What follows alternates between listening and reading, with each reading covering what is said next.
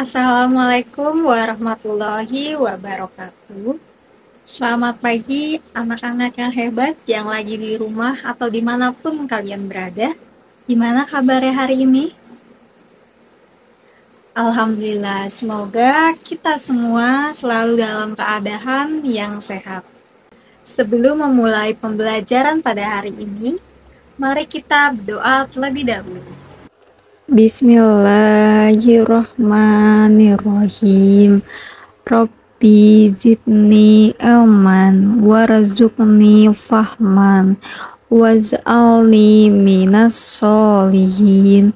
Ya Tuhanku, tambahkanlah ilmu kepadaku dan berilah aku karunia untuk dapat memahaminya, dan jadikanlah aku termasuk golongannya orang-orang yang saleh. Amin. Semoga kita semua mendapatkan ilmu yang bermanfaat. Sudah siapkah kalian belajar pada hari ini? Let's go! Sudah siap ya? Sebelum pembelajaran dimulai, Ibu mau tanya sesuatu dulu nih.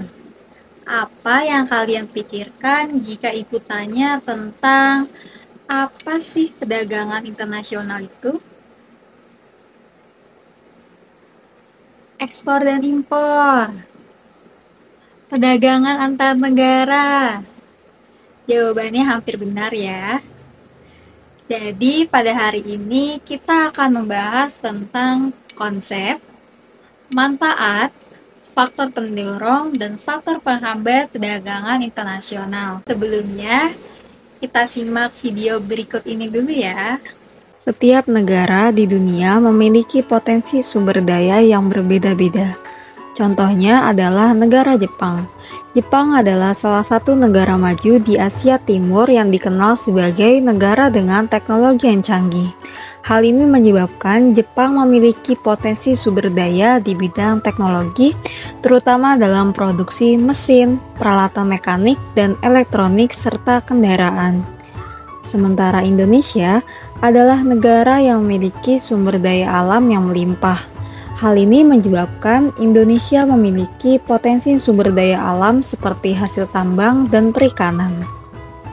Perbedaan potensi sumber daya ini menyebabkan terjadinya perdagangan internasional antara Jepang dan Indonesia. Jepang mengekspor berbagai mesin dan peralatan mekanik ke Indonesia, sedangkan Indonesia menyediakan bahan mentah yang dibutuhkan Jepang. Hubungan saling melengkapi ini tidak hanya memenuhi kebutuhan masing-masing negara, tetapi juga mempererat kerjasama ekonomi dan memperkuat perekonomian kedua negara. Berdasarkan penjelasan tadi, bagaimana anak-anak? Apakah sudah paham? Sudah paham ya, jadi perdagangan internasional adalah kegiatan perdagangan barang dan juga jasa antar negara untuk mencari keuntungan berdasarkan kesepakatan atau perjanjian antar negara. Lalu, apa saja ya manfaat dari perdagangan internasional itu? Pertama, terpenuhinya kebutuhan tiap negara. Perdagangan internasional membantu negara untuk dapat memenuhi kebutuhan yang tidak dapat diproduksinya sendiri. Kedua, menumbuhkan persahabatan antar negara. Perdagangan internasional mempererat hubungan antar negara yang terlibat, sehingga dapat menguatkan persahabatan dan kerjasama di berbagai bidang lainnya. Ketiga, meningkatkan ilmu pengetahuan dan teknologi atau IPTEK. Perdagangan internasional dapat menjadi alat mobilisasi IPTEK dari suatu negara ke negara lain, terutama dari negara maju ke negara berkembang. Keempat, bertambahnya pangsa pasar. Perdagangan internasional membuka kesempatan bagi produk-produk lokal untuk dikenal di pasar dunia.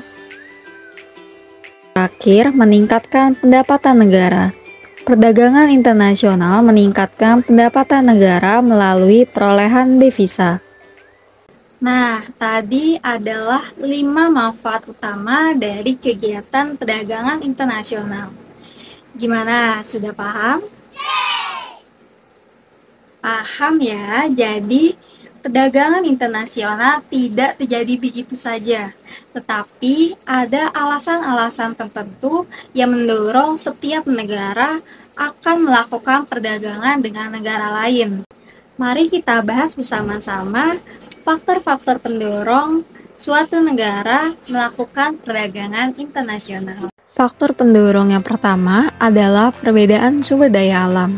Setiap negara memiliki sumber daya alam yang berbeda-beda, sehingga negara perlu menjalin perdagangan internasional untuk memenuhi kebutuhannya. Kedua, perbedaan kualitas sumber daya manusia. Kualitas sumber daya manusia yang beragam antar negara memengaruhi kemampuan produksi dan mutu barang yang dihasilkan. Ketiga, perbedaan ilmu pengetahuan dan teknologi atau iptek. Negara yang menguasai ilmu pengetahuan dan teknologi dapat menghasilkan barang dan jasa yang lebih berkualitas dan efisien. Keempat, perbedaan selera masyarakat. Setiap negara memiliki preferensi produk yang berbeda, yang mendorong perdagangan internasional untuk memenuhi selera masyarakatnya.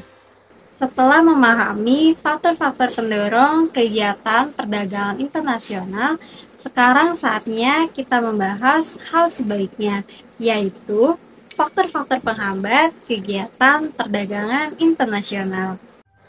Faktor penghambat yang pertama adalah konflik suatu negara.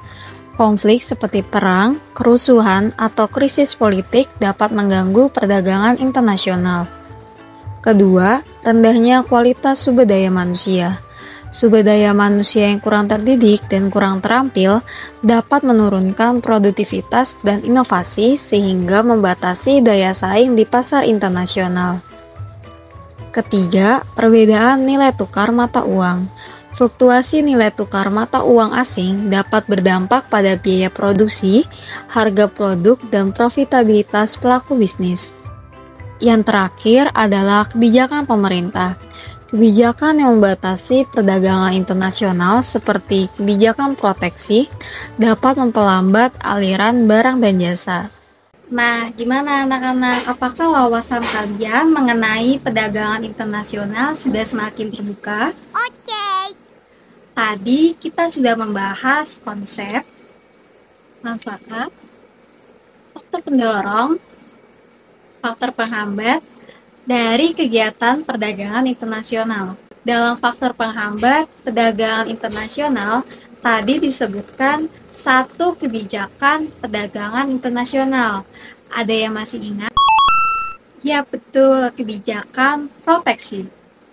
Selanjutnya, kalian bisa mencari apa itu kebijakan proteksi, lalu hasil jawabannya bisa kalian tulis di kolom komentar ya. Pada pertemuan selanjutnya, kita akan membahas bersama-sama apa itu kebijakan proteksi. Oke, selesai sudah pembelajaran pada hari ini. Jika kalian ada pertanyaan, kalian bisa menuliskan pertanyaan pada kolom komentar di bawah ini ya. Cukup sekian pembelajaran pada hari ini. Saya ucapkan terima kasih. Wassalamualaikum warahmatullahi wabarakatuh. Bye-bye. Doa selesai belajar. Bismillahirrohmanirrohim. Allahumma innistaudatuka ma qara'tuhu wa ma hafiztuhu wa ma fahimtuhu faradudhu ilayya inda hajati ilai. Dengan nama Allah yang Maha Pengasih lagi Maha Penyayang. Ya Allah, sesungguhnya aku titipkan kepadamu apa yang telah aku baca, apa yang aku telah hafal, dan apa yang aku telah pahami. Maka kembalikanlah kepadaku bila sewaktu-waktu aku membutuhkannya.